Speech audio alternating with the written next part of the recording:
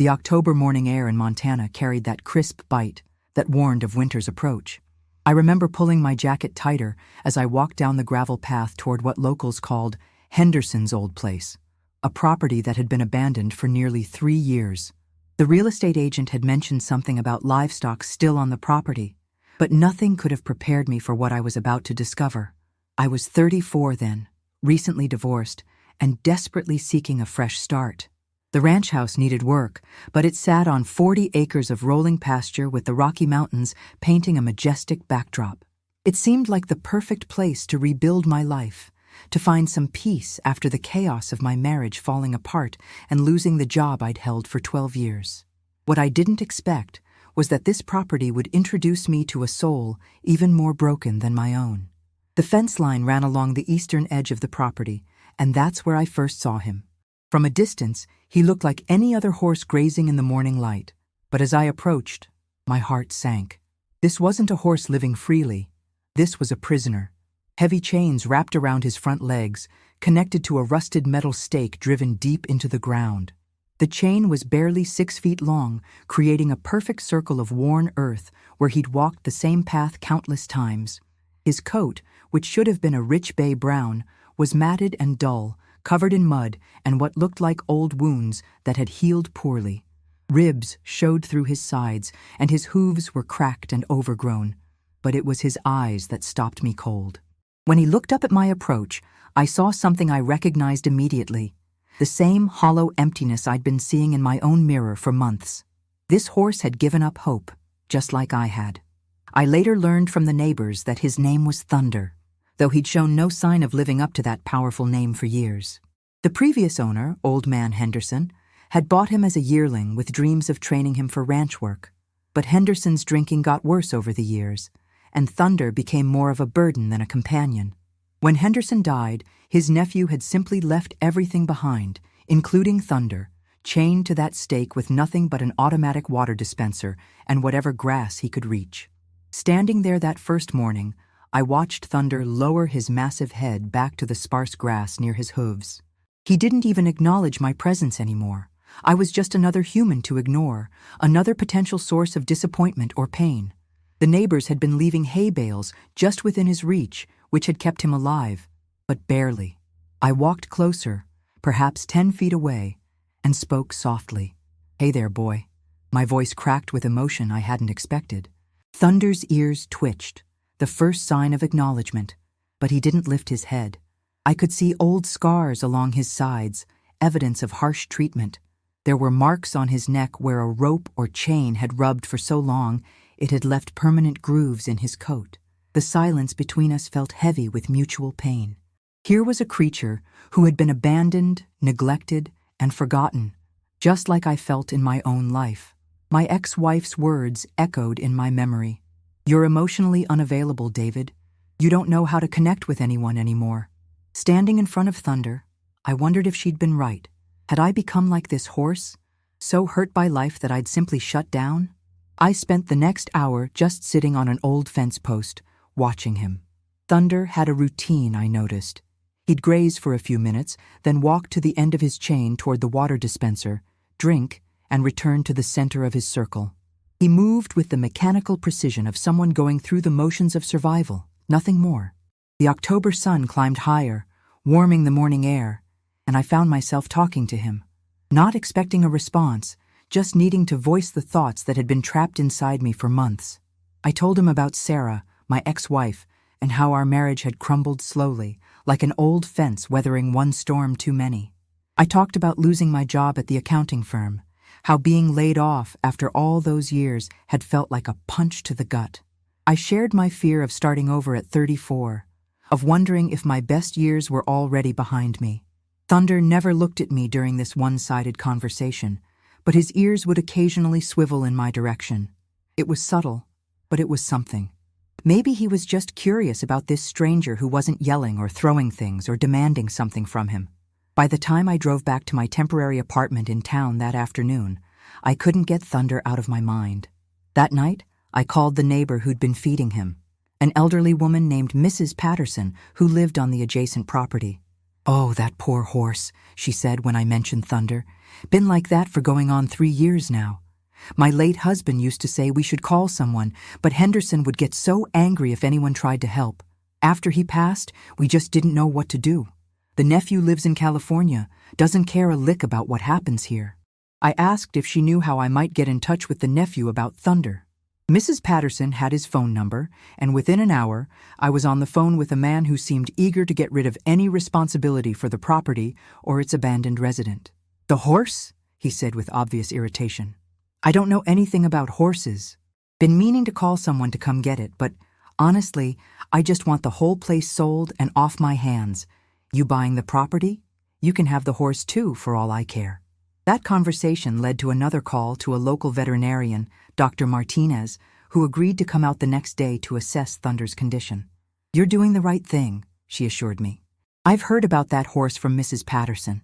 It's a miracle he survived this long in those conditions." That night, I lay awake thinking about Thunder's eyes, the way they seemed to look right through me, as if he'd seen enough of human nature to know better than to expect anything good. I thought about the circle of worn earth where he'd been walking the same path for 3 years, and I realized it was a perfect metaphor for where I'd been in my own life, walking in circles, going nowhere, surviving but not really living. The next morning couldn't come fast enough. I was back at the property before sunrise, watching Thunder begin another day of his mechanical routine. But this time, I brought something with me. A bag of fresh apples from the grocery store and a determination to see if there was still life behind those empty eyes. As the sun painted the mountains in shades of gold and pink, I wondered if Thunder and I might be able to help each other find our way back to something resembling hope. But what I discovered that morning would challenge everything I thought I knew about trust, healing, and the power of genuine connection. Dr. Martinez arrived at 9:30 that Tuesday morning, her veterinary truck kicking up dust as she pulled up to the fence line where Thunder stood motionless in his worn circle. I'd been there since dawn, sitting on the same fence post as the day before, still trying to work up the courage to get closer to him. "Sweet Jesus," Dr. Martinez whispered as she approached with her medical bag. She was a compact woman in her 50s, with weathered hands and kind eyes that had clearly seen their share of animal suffering. "I've been practicing for 23 years, and this is one of the worst cases of neglect I've encountered." We spent the next 2 hours working together to examine Thunder, and every discovery broke my heart a little more. His hooves were so overgrown they'd begun to curl, causing him to walk with an unnatural gait that had likely been painful for months. The chains around his legs had worn grooves into his skin that had become infected and healed poorly, leaving permanent scars. Dr. Martinez estimated he was underweight by at least 200 pounds. "The miracle," she said, running her hands gently along his sides while Thunder stood perfectly still, "is that his spirit isn't completely broken. See how he's tolerating this examination? A truly broken horse would be either aggressive or completely catatonic. This one's just waiting." "Waiting for what?" I asked. "For someone to prove that humans can be trusted again." She looked at me seriously. "That's going to be your job, if you're really committed to taking this on. This isn't just about providing food and shelter. This horse needs someone to teach him what love looks like." The word love hit me like a cold slap. When was the last time I'd truly loved anything? When was the last time I'd opened my heart enough to risk the kind of pain that comes with caring deeply? Sarah used to accuse me of loving my spreadsheets more than I loved her, and maybe she wasn't wrong. I'd spent so many years building walls around my emotions that I'd forgotten how to tear them down. Dr. Martinez left me with detailed care instructions, medications for Thunder's infections, and the phone number for a farrier who specialized in rehabilitation cases. She also left me with a warning. This is going to take months, maybe years. There will be setbacks. There will be days when you'll feel like you're not making any progress at all. Are you prepared for that kind of commitment? I looked at Thunder, still standing exactly where we'd left him, staring at some distant point beyond the mountains. "I think we might need each other," I told her honestly. The first week was harder than I'd imagined. I'd moved into the ranch house, despite its need for repairs, partly to be closer to Thunder, and partly because I'd run out of reasons to stay in my cramped apartment in town. The house was a 1960s ranch style with good bones, but decades of deferred maintenance. The kitchen faucet leaked, the heater worked sporadically, and 3 of the windows were cracked. But it was mine, and for the first time in months, I had a project that felt meaningful. Every morning, I'd walk out to Thunder's enclosure with fresh hay, grain, and whatever vegetables I'd picked up in town. I'd replaced his automatic water dispenser with a large trough that I filled twice daily, and I'd started the slow process of removing the chains from his legs. That first day when I approached with bolt cutters, Thunder's eyes went wide with what I can only describe as panic. He backed away as far as his chains would allow, snorting and tossing his head. It was the most life I'd seen from him since we'd met. "Easy, boy," I said, keeping my voice low and steady. "I'm not here to hurt you. I know you've heard that before, but this time it's true." It took 3 days before I could get close enough to cut through the first chain. When it fell away from his front left leg, Thunder stared down at it like he couldn't believe it was really gone. He lifted his hoof tentatively, as if testing whether he was really free to move beyond his familiar circle. But freedom, I learned, wasn't something Thunder wanted yet. Even after I'd removed all the chains, he continued to walk the same 6-foot circle, staying within the invisible boundaries that had defined his world for 3 years. It was heartbreaking and frustrating in equal measure. I found myself talking to him constantly during those first weeks. As I repaired fence posts or fixed the barn roof, I'd narrate what I was doing, share stories from my past, or simply think out loud about the future. Thunder never responded, but I noticed he'd started watching me when he thought I wasn't paying attention. The breakthrough came on a Thursday morning in late October. I'd been at the ranch for 2 weeks, and Thunder had been chain-free for 5 days. I was sitting on the porch, drinking coffee and watching the sunrise paint the mountains, when I noticed movement in my peripheral vision. Thunder had stepped outside his invisible circle. It was just 1 step, barely worth noting, but it felt monumental. He stood there for a moment, as if surprised by his own boldness, then quickly stepped back into his safe zone. But I'd seen it. The first crack in the walls he'd built around himself. That afternoon, I decided to try something different. Instead of leaving his food at the edge of his circle and walking away, I sat down next to the hay bale and started eating my own lunch. I didn't look at him directly, didn't try to coax him closer. I just sat there sharing the same space, showing him that humans could be present without being threatening. Thunder eyed me suspiciously for the better part of an hour before hunger finally won over caution. He approached slowly, stopping frequently to assess whether I posed any danger. When he finally reached the hay, he was close enough that I could hear his breathing, smell the earthy scent of his coat. We ate in silence, him methodically working through the hay, me trying to appear casual while my heart raced with excitement. This was progress. Small, tentative progress, but progress nonetheless. Over the following days, I established a new routine. Morning feeding became a shared meal where I'd sit quietly nearby, gradually moving a few inches closer each day.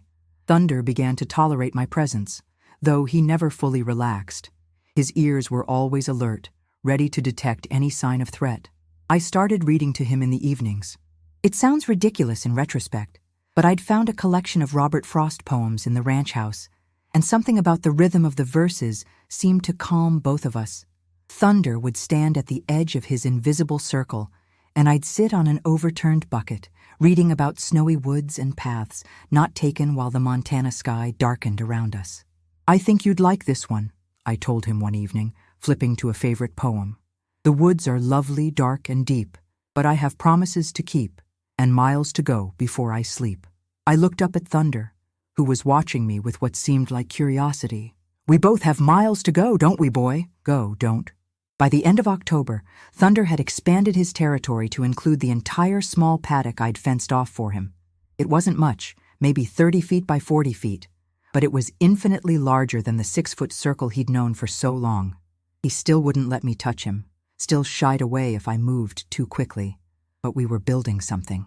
A foundation of mutual respect, maybe even the beginning of trust.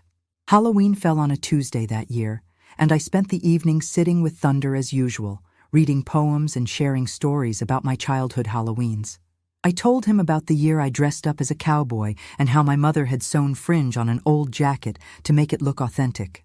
I talked about trick-or-treating in suburban Philadelphia, how different that world seemed from where we sat now under the vast Montana sky. You know what I realized today? I said, closing the book and looking at Thunder's silhouette in the moonlight. I haven't felt this connected to anything in years. Not to a place, not to a purpose, not to another living being. Sarah used to say, I was like a ghost, just floating through life without really engaging with any of it. Thunder's ears swiveled toward me, and I could swear I saw understanding in his dark eyes. Maybe that's what we're both learning, I continued. How to be present again. How to trust that tomorrow might be different from yesterday. As if to punctuate my words, Thunder took a step closer to where I sat. Not close enough to touch, but closer than he'd been since the day we met. In that small gesture, I felt something shift between us. A recognition that we were both works in progress, both learning to believe in the possibility of healing. Little did I know that the next morning would bring a moment that would change everything between us. A moment of connection so profound it would crack open both our hearts and show us what was possible when two wounded souls decide to trust again. November arrived with an early snowfall that transformed the ranch into a winter wonderland, but also brought new challenges I hadn't anticipated. The water in Thunder's trough froze overnight, and I found myself making multiple trips each day to break the ice and ensure he had access to fresh water. The cold seemed to make him more withdrawn, as if the harsh weather reminded him of all those winters he'd spent alone, chained and forgotten. I'd been living at the ranch for nearly a month, and while Thunder and I had established a routine of mutual coexistence, I was beginning to wonder if we'd ever progress beyond that careful distance we maintained. He would eat when I was nearby now, even seemed to look forward to our evening reading sessions.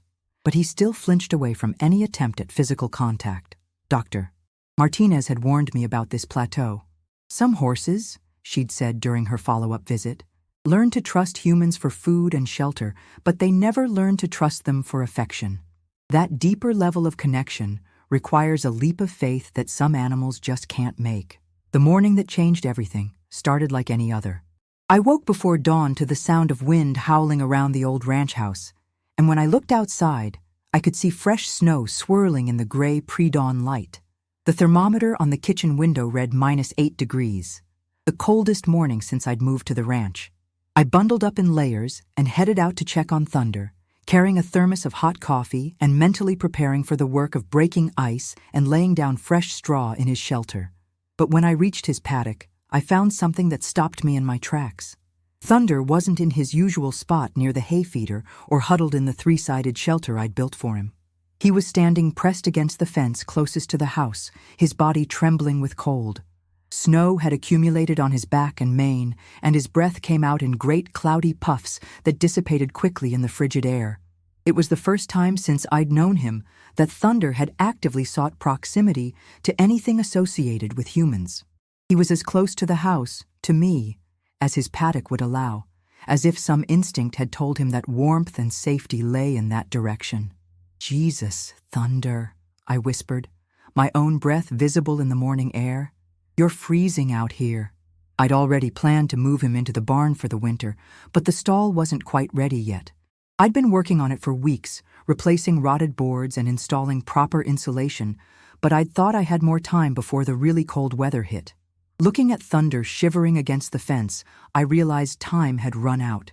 I spent the next 3 hours in a frantic rush to finish the barn stall, working with numb fingers to hang the last gate and spread fresh bedding.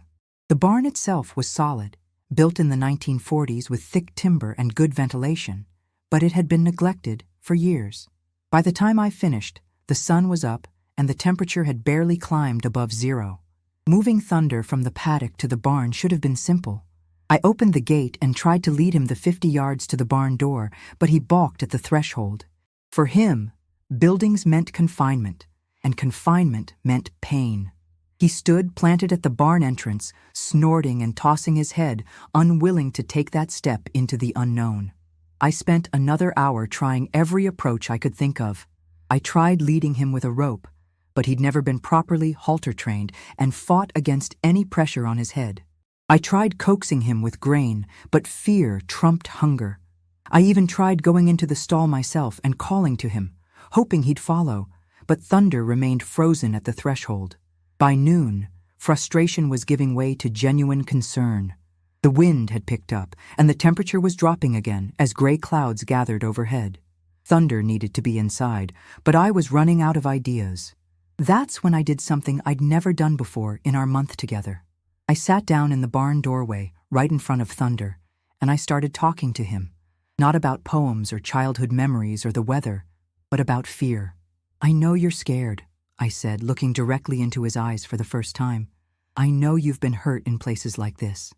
I know you have every reason not to trust me or any other human who asks you to do something scary." Thunder's ears swiveled forward, and I could see something shifting in his expression. He was listening, really listening, in a way he never had before. "But here's the thing," I continued, my voice steady despite the emotion rising in my chest. "Sometimes the only way through fear is to face it. Sometimes you have to take a leap of faith and trust that the person asking you to jump is going to catch you."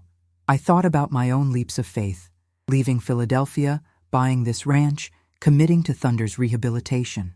How many times had I held back from life because I was afraid of being hurt again? "I'm scared too," I admitted, the words coming out before I could stop them. "I'm scared that I don't know what I'm doing with you, that I'm going to mess this up like I've messed up everything else important in my life. I'm scared that you'll never trust me, that we'll spend the rest of our time together as strangers, sharing the same space." Thunder took a step closer, close enough that I could have reached out and touched his muzzle if I'd wanted to. But I stayed still, letting him make the choice. "I'm scared that I'm too broken to help you heal," I whispered. "But I'm more scared of giving up on us before we've even really tried. What happened next still gives me goosebumps when I think about it." Thunder lowered his massive head until his muzzle was just inches from my face.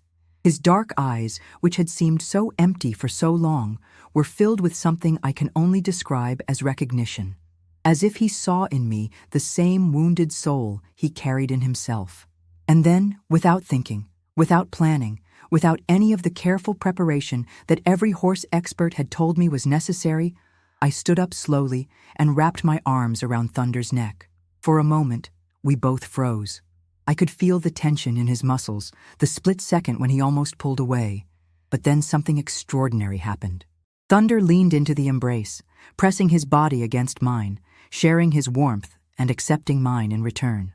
It was the first hug he'd ever received from a human being. I knew it as surely as I knew my own name. In 30-plus years of life, through all the neglect and abandonment and cruelty he'd endured, no one had ever simply held him with affection. And in that moment, both of our walls came crashing down. I felt tears freezing on my cheeks as I stood there in the barn doorway, holding this magnificent creature who had survived so much. Thunder's breathing slowed, and I could feel some of the chronic tension leaving his body. For the first time since I'd known him, he was truly relaxed. "It's okay," I whispered into his mane, which smelled of hay and snow and something uniquely equine. "It's okay to trust me. It's okay to let someone care about you again." We stood like that for several minutes, neither of us willing to break the spell. When Thunder finally lifted his head, something fundamental had changed between us. The invisible barriers we'd both maintained were gone, replaced by a connection that felt both fragile and unbreakable. And then, as if to seal this new understanding between us, Thunder took a step forward into the barn. Not because I was pulling him or coaxing him, but because he decided to trust me. He walked calmly into his new stall, investigating the fresh bedding and the hay net I'd hung in the corner. I closed the gate behind him with trembling hands, hardly able to believe what had just happened. That first hug had opened something in both of us, a door we'd both kept locked for so long we'd almost forgotten it was there. As I watched Thunder settle into his warm, safe stall, I realized that Dr. Martinez had been right about one thing. This journey was going to change me as much as it changed him. Maybe that was the point. Maybe healing only happens when two broken souls decide to be vulnerable together, to risk the pain of caring in exchange for the possibility of love. But this was only the beginning of our transformation, and the real test of our newfound bond was still to come in ways I never could have imagined. Winter deepened around the ranch, but inside the barn, something beautiful was beginning to bloom. The transformation in Thunder following that first embrace was nothing short of miraculous. It was as if that moment of connection had unlocked something in him that had been waiting years to emerge. Within days of moving into the barn, Thunder began displaying behaviors I'd never seen before. He would nicker softly when he heard my footsteps approaching in the morning. He started approaching the stall gate when I entered the barn, rather than retreating to the far corner. Most remarkably, he began seeking physical contact, gently bumping his nose against my shoulder or arm when I was cleaning his stall or refreshing his water. The change wasn't just behavioral, it was physical too. Dr. Martinez, during her December visit, was amazed at Thunder's improvement. "His coat has more shine," she observed, running her hands along his neck. "His eyes are brighter. Even his posture is different. This is what contentment looks like on a horse." I'd started a daily grooming routine, something I'd been afraid to attempt during our first months together. Now Thunder stood patiently while I brushed the tangles from his mane and worked the knots out of his winter coat. These sessions became a meditation for both of us, 30 minutes of quiet connection where the outside world ceased to exist. "You know what I think you need?" I said to him one snowy January morning as I worked a particularly stubborn burr from his tail. "A purpose. Something that makes you feel useful again." I'd been reading about equine therapy and rehabilitation, learning that horses who'd been traumatized often benefited from having a job to do, something that gave them confidence and a sense of worth. For Thunder, I thought that job might be helping me restore the ranch. The property needed extensive work. Fence lines needed repair, outbuildings required new roofs, and acres of pasture needed clearing of brush and fallen timber. It was more work than one person could handle alone, but with Thunder's help, it became manageable. I started slowly, leading him around the property while I assessed what needed to be done. At first, he was nervous about leaving the safety of the barn area, but his curiosity gradually overcame his anxiety. I'd pack tools and supplies in a cart, and Thunder would follow alongside as we made our way to different corners of the 40 acres. The first project we tackled together was rebuilding a section of fence that had been damaged by a fallen tree. I worked on replacing the posts while Thunder grazed nearby, never straying far from where I stood. There was something profoundly satisfying about working alongside him, about the easy companionship that had developed between us. "You're a good supervisor," I told him one afternoon as I stretched new wire between posts. Thunder lifted his head from the grass and looked at me with what I swear was amusement in his eyes. "Very little micromanaging, excellent company, and you don't complain when I take too many coffee breaks." Spring arrived early that year, with the snow melting by mid-March and the first green shoots appearing in the pastures before April. With the warmer weather came an opportunity I hadn't expected. Mrs. Patterson mentioned that her grandson was coming to visit for the summer, and 8-year-old Marcus was fascinated by horses. "He's been asking about Thunder ever since I told him you were fixing up the place," she said over the fence line one morning. "Would you mind if he came over sometime to meet him? I know Thunder's had a hard time with people, but Marcus is such a gentle boy." The idea terrified me. Thunder had made remarkable progress, but all of his improvement had been in the context of our one-on-one relationship. I had no idea how he would react to a stranger, especially a child. But something in Mrs. Patterson's description of Marcus made me think it might be worth trying. Marcus Patterson was a quiet boy with serious dark eyes and a maturity that seemed beyond his 8 years. When Mrs. Patterson brought him over on a Saturday morning in May, he stood at the fence line studying Thunder with the same careful attention Thunder had once given him. "He's beautiful," Marcus said softly, "but he looks sad." The observation was so perceptive it took my breath away. "He's been sad for a long time," I admitted, "but he's learning to be happy again." I invited Marcus into the paddock where Thunder was grazing, warning him to move slowly and let Thunder approach him rather than the other way around. What happened next was one of those moments that reminds you why children and animals often understand each other in ways adults can't. Thunder lifted his head when Marcus entered the paddock and studied the boy for a long moment. Then, to my amazement, he walked directly over to where Marcus stood. The boy remained perfectly still as Thunder lowered his massive head and gently snuffled at Marcus's hair. "He likes me," Marcus whispered, his face lighting up with wonder. "He does," I agreed, watching as Thunder continued his gentle investigation of his new friend. "He has very good taste in people." Marcus began visiting regularly throughout the summer, always under careful supervision, but with increasing confidence and joy. Thunder seemed to understand instinctively that this small human required special gentleness. He would lower his head to Marcus's level, stand perfectly still when the boy wanted to brush him, and even learn to accept treats from Marcus's small hands. Watching them together taught me something profound about healing. Thunder's recovery wasn't just about learning to trust me. It was about rediscovering his capacity to love and be loved by others. Each positive interaction rebuilt a piece of his faith in humanity. The summer also brought progress in Thunder's physical rehabilitation. The farrier, Tom Bradley, had been working patiently to correct years of poor hoof care, and by July, Thunder was moving with an ease and grace I'd never seen before. Dr. Martinez cleared him for light riding, though she cautioned that his emotional readiness was just as important as his physical condition. I'd been thinking about riding for months, but had hesitated to push Thunder beyond his comfort zone. Our relationship was built on trust and mutual respect, and I didn't want to damage that by asking for something he wasn't ready to give. The day I finally climbed onto Thunder's back for the first time was a day I'll never forget. It was late July, with the morning air still cool, but promising heat later in the day. I'd been working with Thunder on accepting a saddle and bridle, taking weeks to gradually introduce each piece of equipment.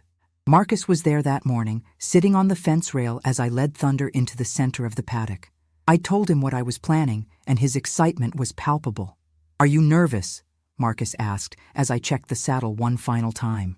"Terrified," I admitted with a laugh. But the good kind of terrified. The kind that means something important is about to happen. I placed my foot in the stirrup and slowly swung my leg over Thunder's back. For a moment, we both held our breath. Thunder's muscles tensed slightly beneath me, but he didn't move. I could feel him processing this new situation, deciding whether to trust me with this level of vulnerability. "Easy, boy," I murmured, settling gently into the saddle. "This is new for both of us." And then, as if he'd been waiting his whole life for this moment, Thunder took a step forward, then another. Soon, we were walking around the paddock in perfect harmony, two souls who had found their way back to trust and partnership. From the fence rail, Marcus cheered with pure joy. "You're riding Thunder! You're really riding him!" But this wasn't just about riding. This was about the culmination of months of patient work, of building something beautiful from the broken pieces of two damaged lives. As we moved together around the paddock, I felt a sense of completion I'd been searching for without even knowing it. Thunder had taught me that healing isn't a destination. It's a journey you take together, one step at a time, one moment of trust building on another. And sometimes, if you're very lucky, you find that the thing you thought you were fixing was actually fixing you right back. But our journey together was far from over, and the greatest test of our bond, and the most profound lesson Thunder had to teach me, was still waiting on the horizon. The phone call came on a Tuesday morning in late September, exactly 1 year after I'd first laid eyes on Thunder. I was in the barn, going through our now familiar morning routine of grooming and feeding, when my cell phone rang with a number I didn't recognize. "Is this David Mitchell?" The woman's voice was professional, but carried an undertone of urgency that immediately set me on edge. "Yes, speaking." "Mr. Mitchell, this is Jennifer Hayes from Cascade Development Corporation. I'm calling regarding the Henderson property you've been renting. I'm afraid there's been a significant development we need to discuss." The bottom dropped out of my world. I'd been so focused on building our life at the ranch, on Thunder's recovery and our growing partnership, that I'd somehow convinced myself the arrangement with Henderson's nephew was permanent. I'd been paying rent faithfully, had even signed what I thought was a lease agreement, but the legal complexities of the abandoned property had apparently been more complicated than any of us understood. "What kind of development?" I asked, though I was already dreading the answer. "The property is being sold to a development company. They plan to subdivide it for a housing development. The sale is scheduled to close in 60 days, and you'll need to vacate by December 1st. December 1st, less than 10 weeks away. I sank down onto a hay bale, trying to process what I was hearing. Thunder, sensing my distress, walked over and gently nudged my shoulder with his nose.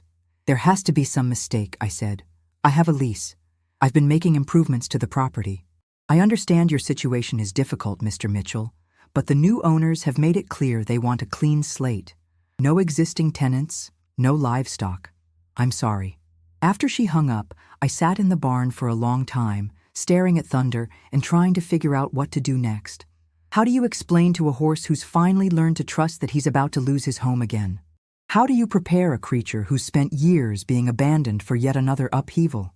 The next few days were a blur of desperate phone calls and internet searches. I contacted every ranch and farm within a 100-mile radius, looking for somewhere that would take both of us. But the reality of our situation quickly became clear. I could probably find a place for myself, and Thunder could likely be placed at a horse rescue, but finding somewhere we could stay together was proving impossible. The ranches that had room for a boarder didn't want a long-term tenant in their main house. The rental properties that were suitable for me didn't allow livestock. It was as if the universe was conspiring to separate us just when we'd found each other. Marcus, who had been visiting almost daily since school started, noticed my mood immediately. "Why do you look so sad?" he asked one afternoon as we watched Thunder graze in the paddock. I hadn't told him about the phone call yet. How do you explain adult problems to an 8-year-old who has spent the summer watching a miracle unfold? But Marcus deserved to know, especially since Thunder had become as important to him as he was to me. "We might have to move," I said carefully. "The people who own this land want to sell it." Marcus was quiet for a long moment, processing this information with the gravity of someone much older. "What about Thunder? Is he moving with you?" "I don't know yet. I'm trying to figure that out." "But you can't leave him," Marcus said with the certainty that only children possess. "He needs you, and you need him." Out of the mouths of babes. Marcus was right, of course. Thunder and I did need each other. But need isn't always enough when you're dealing with property laws and financial realities. That night, I called Dr. Martinez to discuss Thunder's options. She was sympathetic but realistic about the challenges ahead. "There are several good rescue organizations in the region," she said.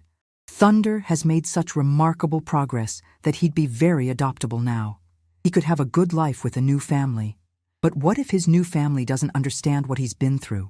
What if they expect him to be a normal horse and don't have the patience for his quirks and fears?" "David," Dr. Martinez said gently, "you've given Thunder an incredible gift. You've shown him that humans can be trusted, that love is possible. That's not something that disappears when circumstances change. He'll carry that with him wherever he goes."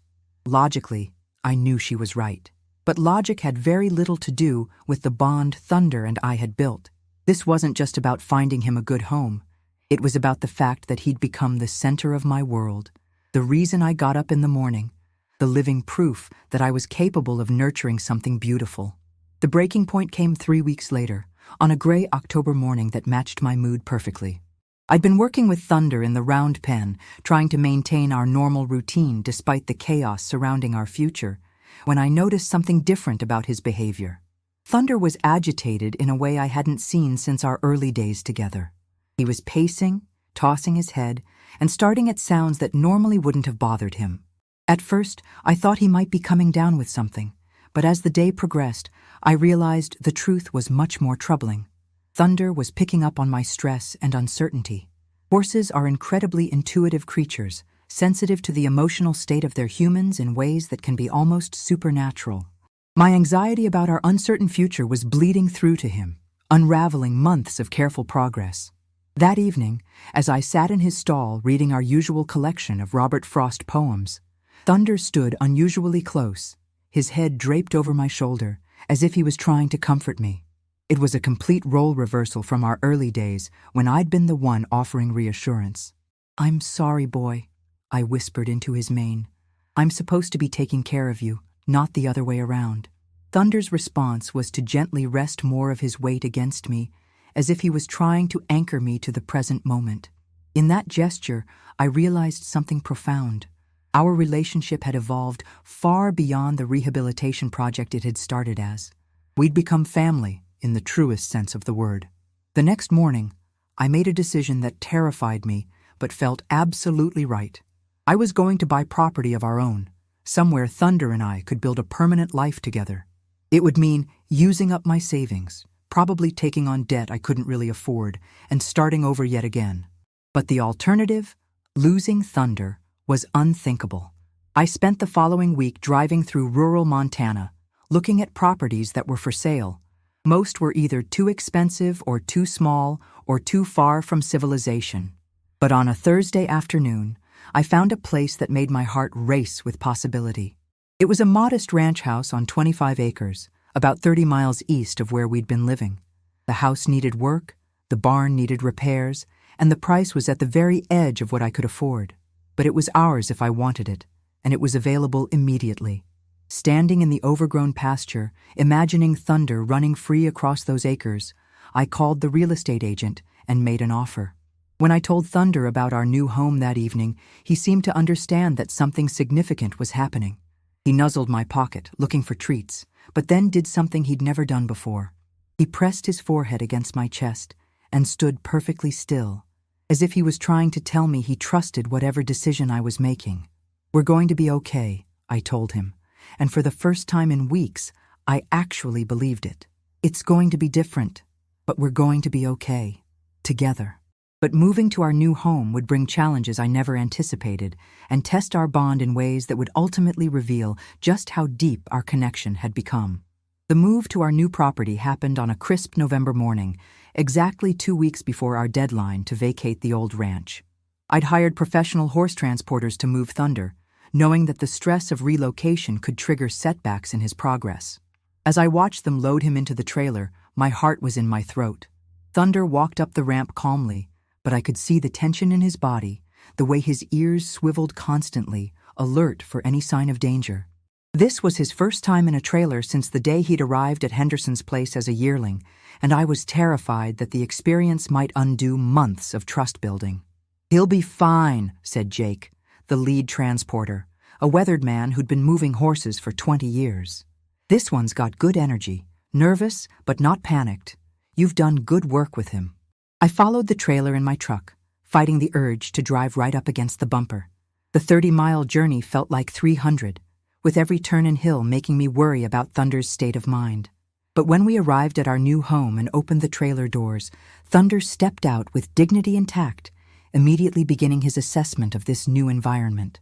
The property was everything the old ranch wasn't.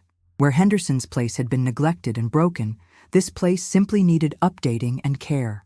The house was small but solid, built in the 1970s with good bones and an open floor plan that felt welcoming. The barn was older but well-maintained, with 4 stalls and a large hayloft. Most importantly, the pastures were well-fenced and rolling, offering Thunder room to run and graze to his heart's content. I'd set up the largest stall for Thunder, complete with fresh bedding and a hay net filled with his favorite Timothy hay.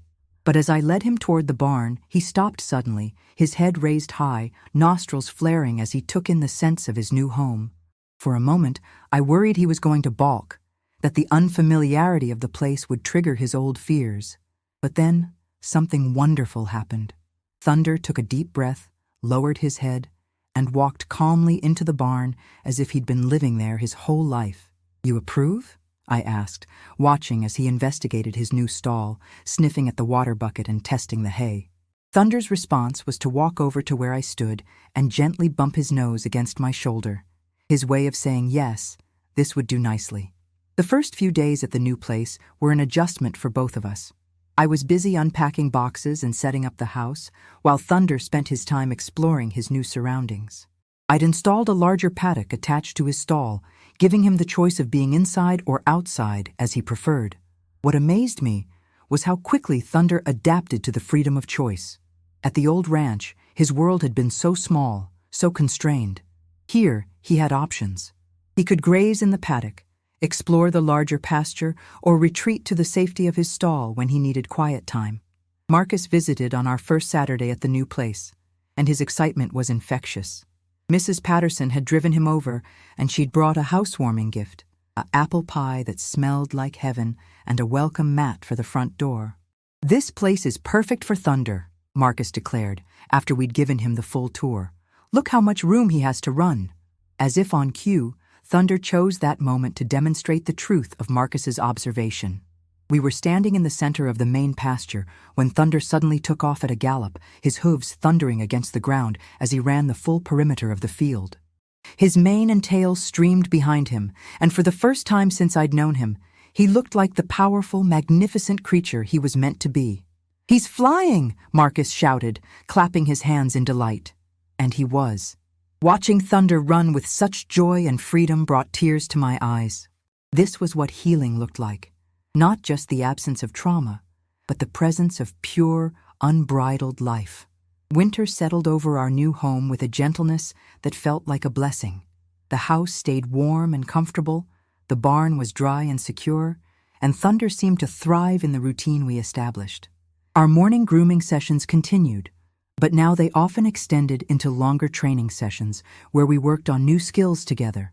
I'd started teaching Thunder to respond to voice commands, and his intelligence amazed me daily. He learned walk on and whoa within days, and soon progressed to more complex instructions. But more than the specific skills, what mattered was the communication developing between us. We were learning each other's language in ways that went far beyond words. The real test of our new life came in January, when Montana delivered a blizzard that dropped 3 feet of snow and brought temperatures down to 20 below zero. I woke up to a world transformed, with snow drifts reaching halfway up the barn doors and wind that howled like a living thing. My first thought was, Thunder. I bundled up and fought my way through the snow to the barn, worried about how he would handle this extreme weather. But when I opened the barn door, I found Thunder standing calmly in his stall, warm and content, watching the storm through the window with what looked like mild interest. "Not impressed by Mother Nature's dramatics?" I asked, scratching behind his ears. Thunder turned to look at me with eyes that seemed to say he'd seen worse storms than this and survived them alone. This time, he had shelter, food, and someone who cared about his well-being. A little snow wasn't going to rattle him. We were snowed in for 4 days, and those days became some of my favorite memories of our time together. With nowhere to go and nothing to do but care for Thunder and keep the home fires burning, I found a peace I'd never experienced before. We'd created something stable and beautiful together, a partnership that could weather any storm. On the 3rd day of being snowed in, I was sitting in Thunder's stall reading to him when I heard an unusual sound. At first, I thought it might be the wind or settling snow on the roof, but then I realized what it was. Thunder was making a soft, rhythmic sound deep in his throat. He was humming. I'd read about horses doing this when they were completely content, but I'd never heard it before. The sound was almost like a cat's purr, a sign of deep satisfaction and peace. Thunder was humming while I read to him, and in that moment, I knew we'd finally arrived at the place we'd been traveling toward all along.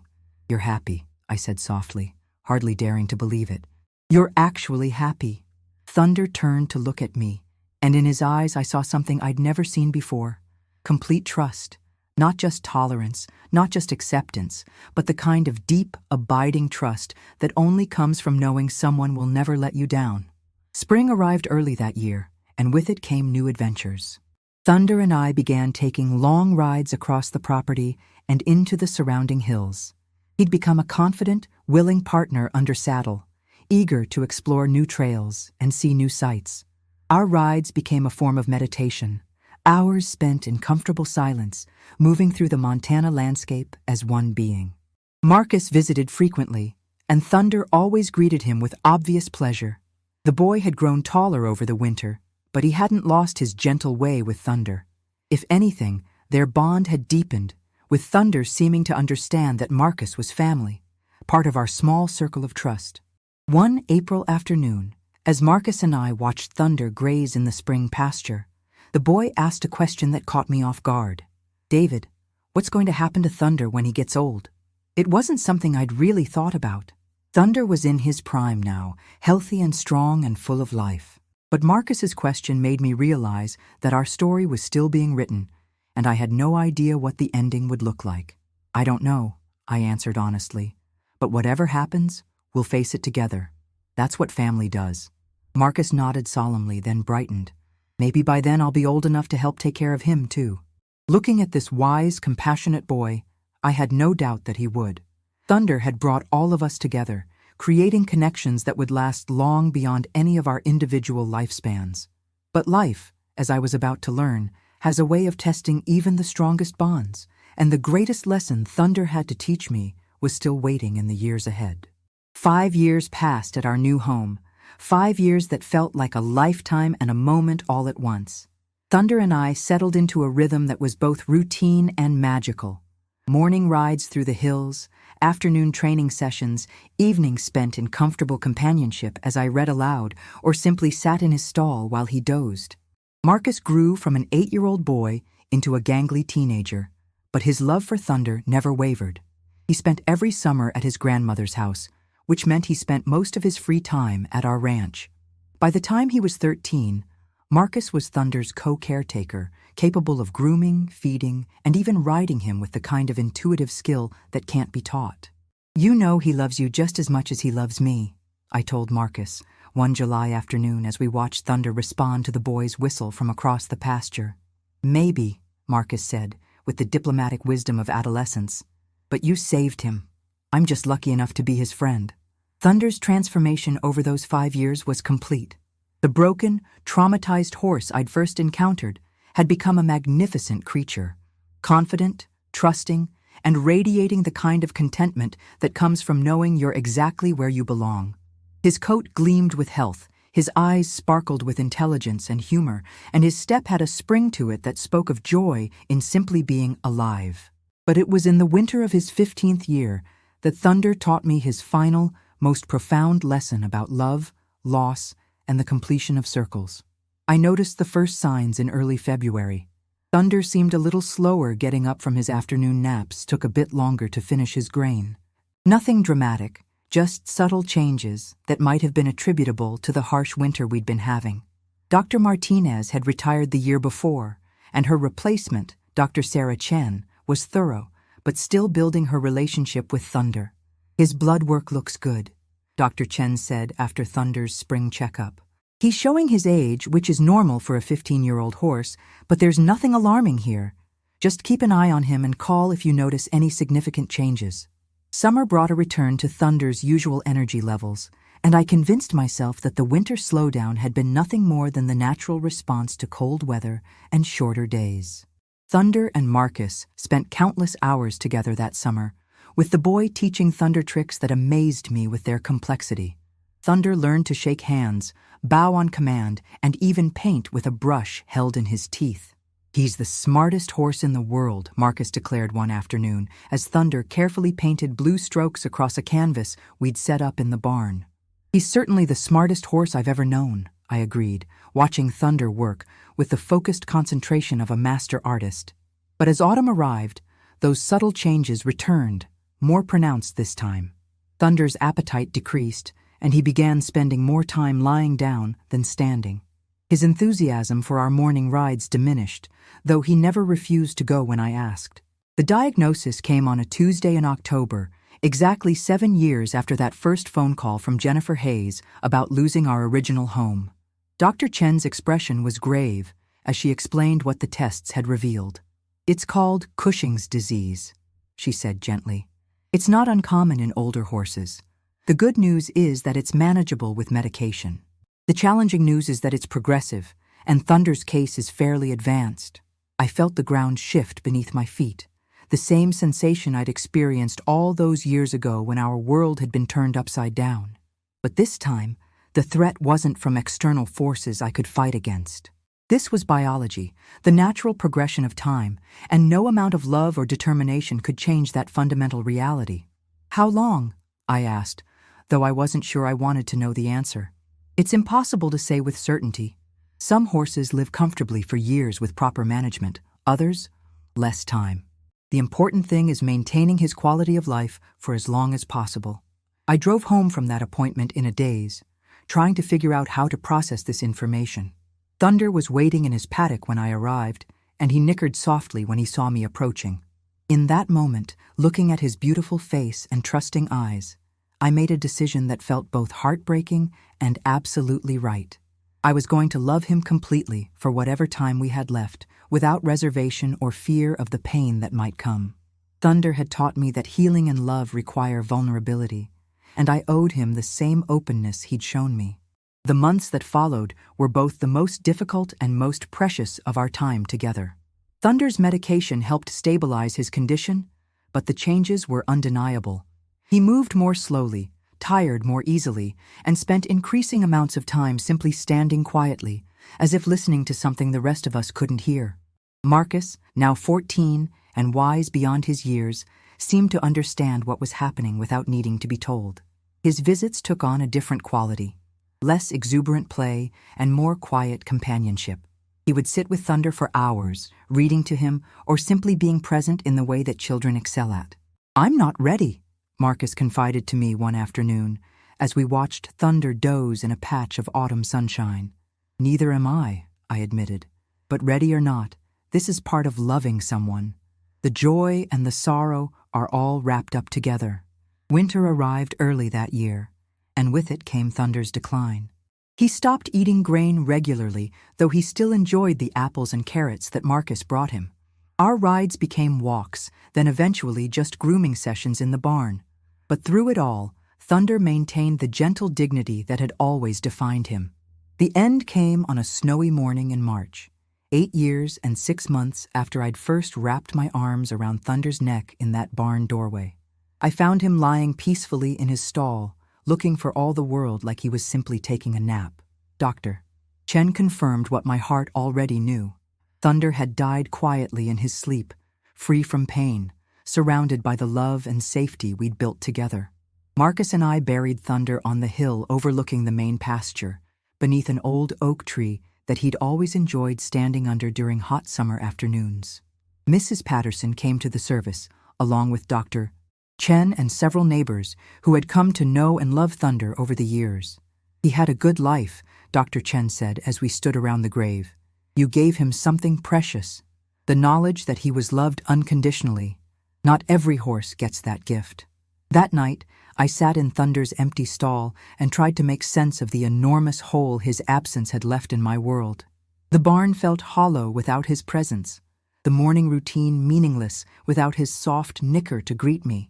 But as I sat there in the darkness, I began to understand the final lesson Thunder had taught me. Love doesn't end with death. It transforms.